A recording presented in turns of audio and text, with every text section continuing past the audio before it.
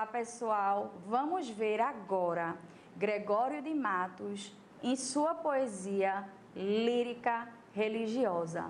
Vamos entender um pouquinho do pensamento desse autor em sua expressão mais espiritual, não é? Vamos analisar esse poema aqui que é super conhecido, A Jesus Cristo Nosso Senhor. Vamos lá. É um sonetinho, tá, pessoal? Pequei, Senhor, mas não porque pecado. Da vossa alta clemência me despido. Antes, quanto mais tenho delinquido, vos tenho a perdoar mais empenhado. Se basta a vos irar tanto pecado, a abrandar-vos sobeja um só gemido, que a mesma culpa que vos há ofendido, vos tem para o perdão lisonjeado. Se há uma ovelha perdida já cobrada, glória tal prazer tão repetindo, vos deu como afirmais na sacra história. Eu sou, Senhor, a ovelha desgarrada, cobrai-a e não queirais, pastor divino, perder na vossa ovelha a vossa glória. Pessoal, vejam a sacada de Gregório de Matos. Ele está dizendo para Deus assim, ó, pequei, Senhor. Eu pequei e continuo pecando, não é? Mas o que é que você pode fazer enquanto Deus? O meu papel enquanto ser humano é pecar. E o seu, que é Deus, é me perdoar. Então, quanto mais eu pecar, mais eu estou esperando que você, Senhor, me perdoe, porque eu sou humano. E embora eu tente estar nos seus caminhos, eu peco muito, porque eu sou humano, eu sou limitado, eu sou carnal, eu sou mortal. E o que eu tenho que fazer mesmo é pecar. E o seu papel é me perdoar. Então, pessoal, Gregório de Matos, até na sua poesia religiosa, ele vai se colocando dessa maneira, né? Embora ele sofra esse conflito de estar dividido entre o espiritual e entre o carnal. Vamos dar mais uma olhadinha aqui. Olha só, nessa poesia lírica religiosa, ele obedece todos os princípios do barroco, não é? Ele faz o uso desse tema que é bastante recorrente na poesia lírica religiosa dele, não é? Do sentimento de culpa, Deus e a culpa. Eu me arrependo, eu peço perdão a Deus, mas eu sou frágil, meu destino é pecar de novo, eu me arrependo de novo, não é? O pecado e o perdão, que é essa coisa bem barroca que eu tinha falado para vocês lá no comecinho da aula, não é? O homem está sempre dividido, ele está sempre fazendo pesar essa balança de sentimentos, de coisas antagônicas, não é? Ele faz muitas referências bíblicas, a língua empregada é culta e, como a gente já tinha visto, não é? Que é bem de Gregório de Matos, é apresentar muitas figuras de linguagem. Vamos ver mais um poema nesse sentido, da poesia lírica e religiosa. A Cristo Nosso Senhor crucificado, estando poeta na última hora de sua vida. Pronto. Gregório passou a vida inteira vivendo esse sentimento de culpa por ser pecador, pedindo perdão a Deus e voltando a pecar. Nesse poema ele se coloca como se ele estivesse no último momento da sua vida, não é? E é aí a sua chance de alcançar de Deus o seu perdão e garantir, no mínimo, um bom lugar na sua morada celestial. Vamos dar uma olhadinha. É um soneto também, não é? São 2 quartetos, 2 tercetos. Ele adora utilizar sonetos e ele diz assim: meu Deus, que estás pendente em um madeiro, em cuja lei protesto de viver, em cuja santa lei hei de morrer, animoso, constante, firme e inteiro. Neste lance, por ser o derradeiro, pois vejo a minha vida anoitecer, é, meu Jesus, a hora de se ver a brandura de um Pai manso e cordeiro. Muito grande é vosso amor e o meu delito. Porém, por ter todo fim o pecar, e não o vosso amor, que é infinito.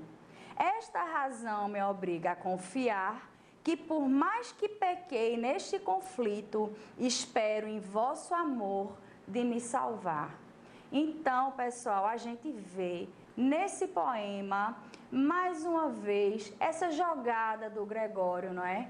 Eu peco, mas eu espero que Deus me perdoe, porque do tamanho do amor de Deus, do tamanho de seu perdão e da capacidade que Ele tem de relevar minhas falhas, proporcional a esse tamanho do amor de Deus, é proporcional o meu tamanho de culpa e de pecado. Então, para Gregório, aí está tudo certo. Ele tem uma capacidade imensa de pecar e de se arrepender, e o amor de Deus é proporcional a esse tamanho de pecado, não é? E a esse amor e a esse perdão.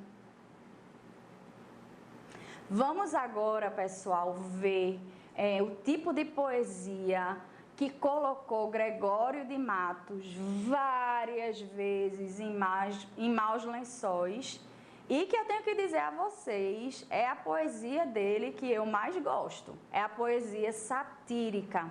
Embora a gente não deva ver a obra de Gregório fatiadinha, né, satírica, lírica, ele tem uma obra inteira, a gente tem que ver ele no todo, porque ele é um autor grandioso, que inspirou muito, que contribuiu muito com a literatura brasileira, conhecido e reconhecido até os dias de hoje, continua inspirando. E eu tenho certeza que você, quando ouviu falar em Gregório de Matos, nesse cara que é a boca do inferno, que fala tudo da sociedade, que sai desvelando as cortinas e mostrando as coisas como elas são, você deve ter se lembrado aí de algum artista ou de alguma pessoa que não tem papas na língua e sai dizendo tudo, né?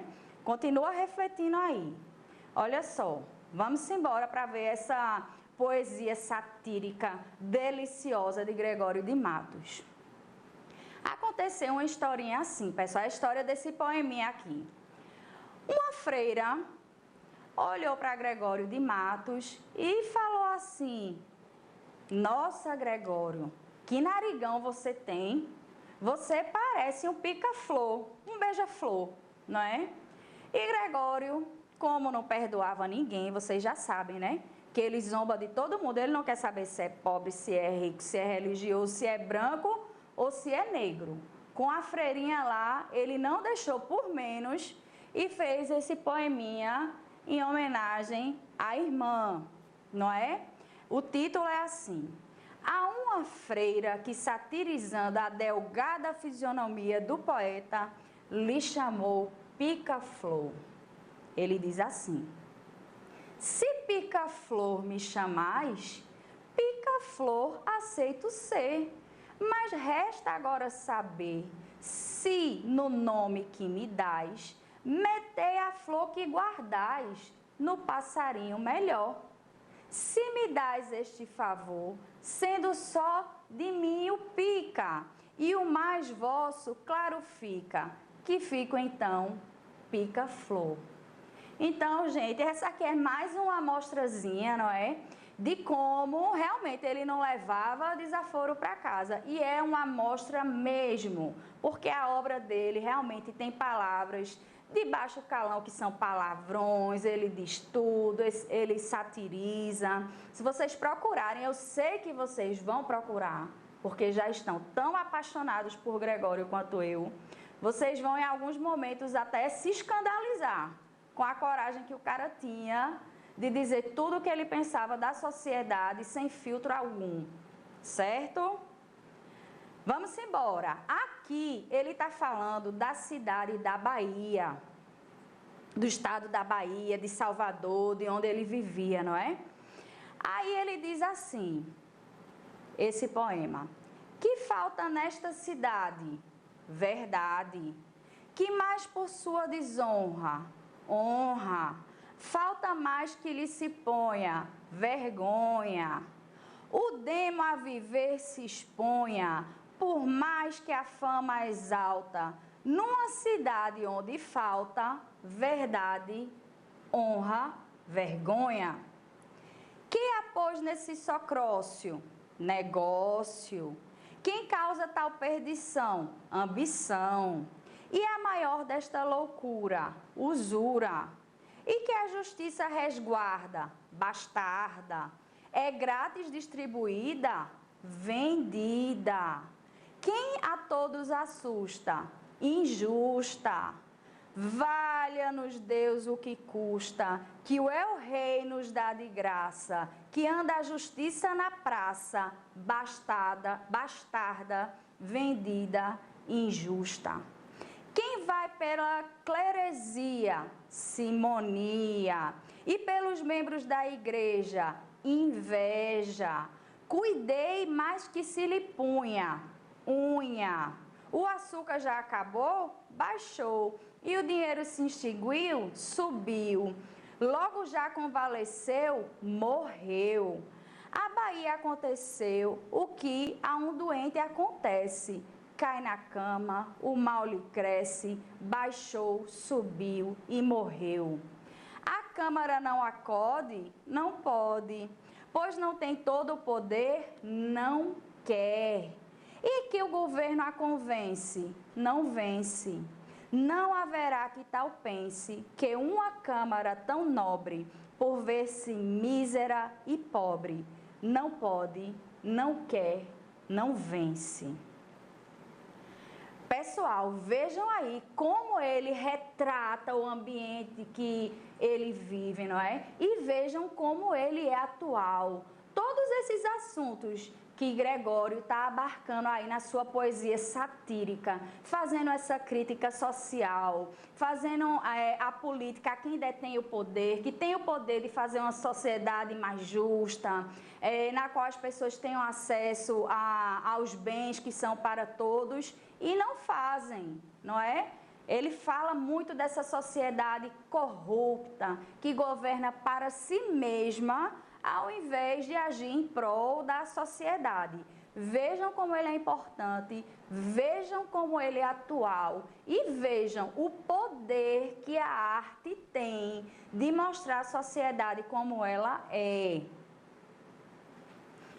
Pessoal, agora a gente vai ver um poema de Gregório de Matos, encenado no filme Gregório de Matos, certo? Ele é magistralmente vivido por Wallace Salomão. E nesse poema que vocês vão ver agora, o autor que representa o Gregório de Matos, ele vai dizer o que pensa sobre a Bahia. Aproveitem bastante. Aqui, na aulinha da gente, eu vou colocar o link para vocês acessarem esse filme, certo? Gratuitamente, com acesso para todos e vocês vão amar. Assistam aí Gregório de Matos.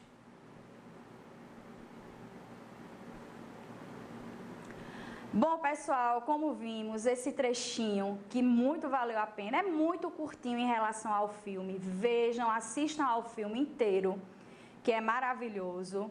Vocês viram, né, que ele está falando da Bahia. Ele critica a situação política, a situação econômica, essa parte da sátira, a poesia satírica de Gregório de Matos é a cereja do bolo dele, não é? O que mais chama a atenção. Ela é considerada, inclusive, como eu já havia dito a vocês, a poesia original brasileira. Ele está colocando ali a fala do negro, a fala do indígena, o vocabulário do negro, o vocabulário do indígena. Ele está falando, é o primeiro autor brasileiro que vai falar da sociedade brasileira. É muito genuíno e muito precioso esse tal de Gregório de Matos, certo? A linguagem dele é diversificada, brasileira, como eu disse a vocês, repleta dos termos indígenas, africanos, que estão refletindo aí o bilinguismo ou trilinguismo daquela época em que ele viveu, não é? Por essas razões, pessoal, a poesia de Gregório de Matos é um marco importantíssimo na nossa literatura brasileira. Ela abre toda essa paisagem, tanto do país quanto do povo, não é? É uma manifestação nativista de nossa literatura. E ela representa um despertar dessa consciência crítica, nacional, verdadeiramente nossa, genuinamente nossa. Leiam Gregório de Matos e até a próxima.